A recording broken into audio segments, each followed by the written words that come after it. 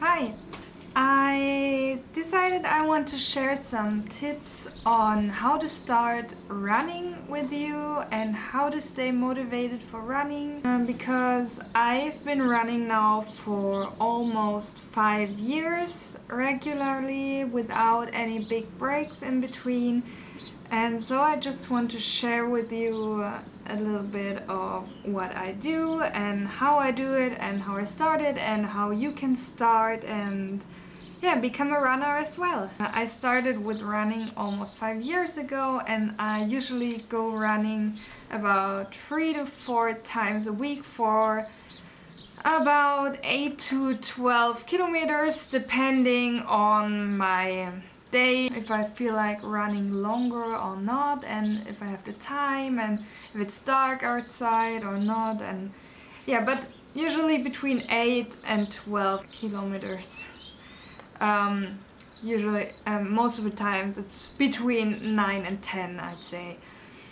And in the beginning, when I started running, I was so motivated. I was running like 6 to 7 times a week sometimes, but then I wasn't running as long as I do now. I was running more like 30 minutes, like 5 kilometers or something like that. So how did I start? My first tip on starting is to have a goal. I mean a goal that really motivates you, that comes from a place of real motivation, not like, oh, I hate my body, I need to lose weight. I don't think that's a good motivation. But to give you an example, when I started, I was coming home from a trip to Portugal, and my ex-boyfriend was surfing there, and yeah, so I saw surfing for the first time and met some surfers, and I was like, oh, I want to try this too. Next year I want to take some surf lessons. But at that time I was like not doing any kind of exercise. I was so unfit, and I knew, okay, I need to get fit in 1 year till next summer. So I decided to start running, and this was what kept me going, to have this goal, even though it was really hard in the beginning. I always had these surf lessons in the back of my mind, and I knew why I was doing this and what I wanted to achieve with this. And yeah, so I think it's really great to have a motivation like this. Maybe you also want to be fitter for some trips, or for taking care of your kids, or just managing your everyday life better, to have more energy, or yeah, just something like this. But I don't think that negative motivation, like wanting to lose weight, okay, you can also lose weight with more exercise and running, of course, but I think you should have something that makes you really happy, like really excited to, so that you're like, yes, I want to do this, and because of that I will start running, I will do it. And yeah, so this is my tip. Just, if you have the possibility, if you have something in mind, make this your goal and use this goal to keep you motivated to start with running. My second tip is to start slowly. Don't expect that you will be able to run 10 kilometers without a break when you first start. It's just not possible. I mean, it's not possible when you are like I have been, like with not doing any exercise and being really unfit. Then it's not possible. Maybe when you're already doing some exercise and you just want to try out running as an additional exercise, yes, of course, maybe you're as fit and you can do it if you're already doing some kind of cardio and you already are in a really good state. But I think that people like this don't really watch videos like this one because they're already fit and they don't really need a motivation to work out. So yeah, as I said, start slowly and don't expect too much. Don't be disappointed if you're like dead after 5 minutes of running, which I was. When I started, I was running for like 500 meters and I was like, oh my god, I'm done. I can't do this. I'm just not a runner. But then I had my goal in my mind and I just kept going. I just kept going and it gets better from time to time. I remember that it was really quick. Like after a couple of times I was already able to run like maybe 2 kilometers or something like that. So your body adapts pretty quickly if you go running regularly without bigger breaks. I really suggest you to go for short runs, but do it regularly. I'd say in the beginning at least 4 to 5 times a week, so you don't have this big break, which will maybe steal your motivation and you have to like motivate yourself too much again to do it when you had a big break in between. And also your body will not adapt as quickly if you have those big breaks in between. So start slowly, but go regularly, go on short runs, and don't expect too much. Don't be disappointed. So my third tip is to listen to some music or some audiobook, so you don't really need to focus so much on this exhausting exercise. In the beginning it will feel really hard and really exhausting, so it's really helpful to have something like some good music or some audiobook just to distract you a little bit and not make you think too much about what you're doing at the moment. And it also helps you when you have some beat. It helps you to run with the beat and it makes it really a lot easier.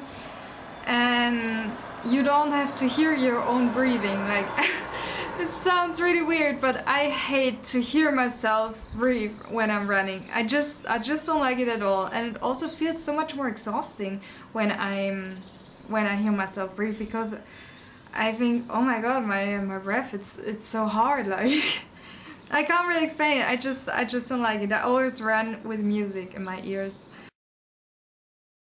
My fourth tip is that before going for a run, you shouldn't think too much about it, and you shouldn't focus on the negative things. Like you shouldn't think about, oh my god, this would be so hard, oh my god, I hope it doesn't rain, oh my legs will hurt so much, and people will look at me, and like stuff like that. Don't think about these things. Focus on the positive things. Think about how good you will feel when coming back from your run, how proud you will be of yourself, and how healthy this will be for your body, how much fitter you will get.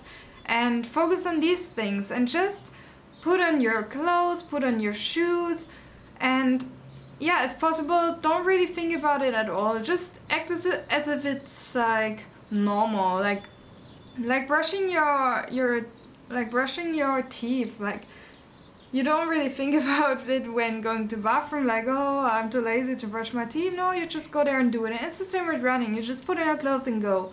Don't think about it. Just integrate it into your everyday life without making this huge deal out of it. You know what I mean.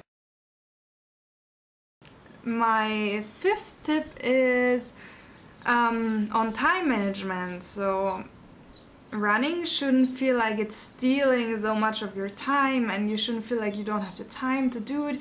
You just need to make it one of your priorities, and you just need to integrate it into your life.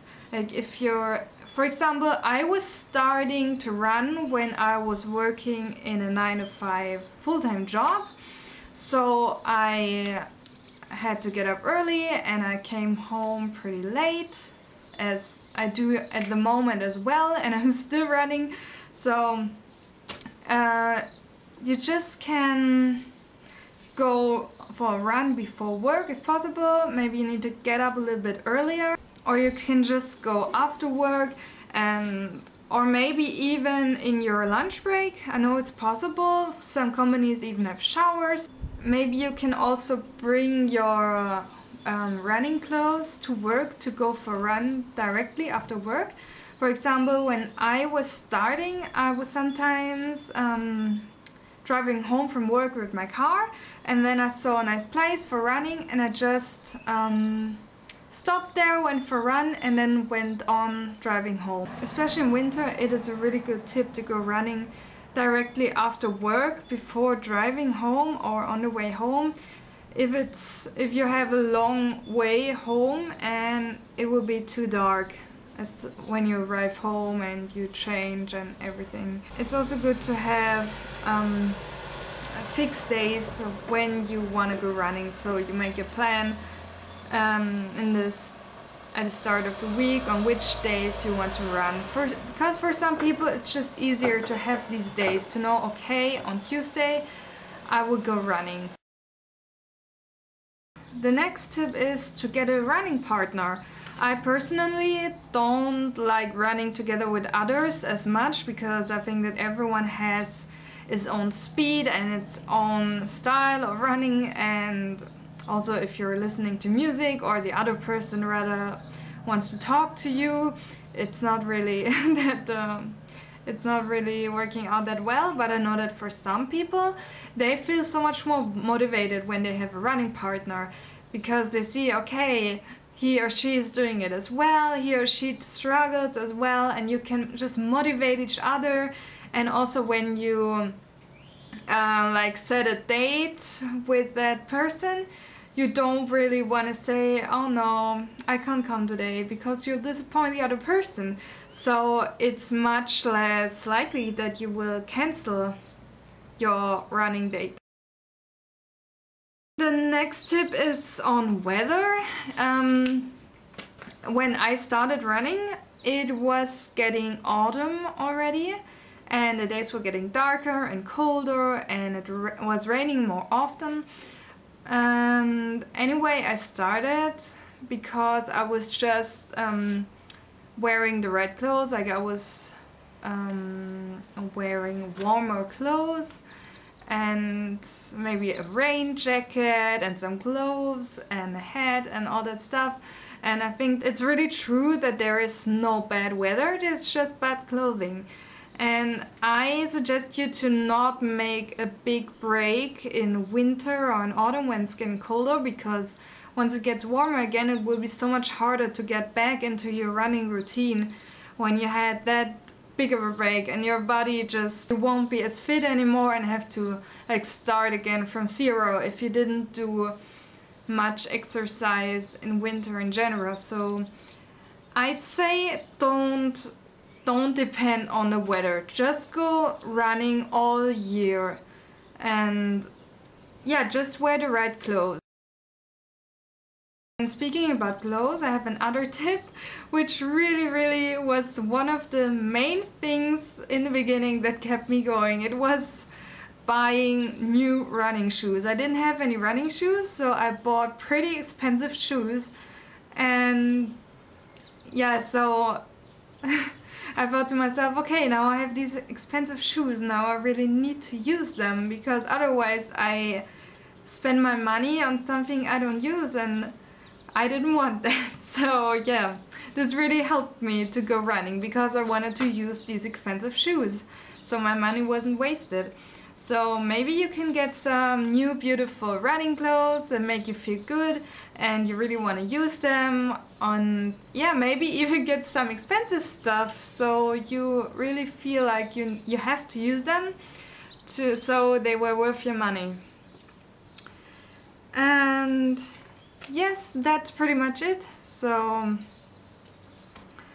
I really hope this was helpful, and I can really recommend you to try out running, because it's such a great sport, and I think it's also a very natural sport for humans, because we've always been running like thousands of years ago. We've already been hunting and stuff like that, and we always used our legs. And nowadays nowadays we sit too much and don't really use our legs, which is not really healthy.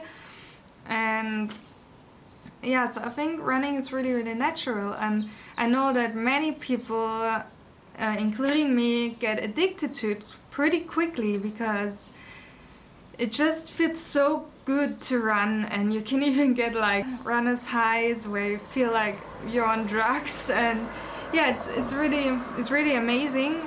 But if you like try it out a couple of times, let's say a few weeks, and you feel like running just isn't your thing, then yeah, maybe it isn't your thing. Try out something else. I think that exercise should be fun. You should find something you can really stick to because it makes you feel good and you're looking forward to doing it. In the past I tried out many different things and I always stopped after a while because it just wasn't for me. But with running I found something that really makes me feel good and that I love, and I'm looking forward to it. I'm not like, oh my god, I have to go running today. I'm more like, yeah, I'm running today. And if you find a sport like this is so amazing. If you find something that makes you feel so good. So, as I said, if running is just not for you, then look for something else. Try out something else. That's it, I think.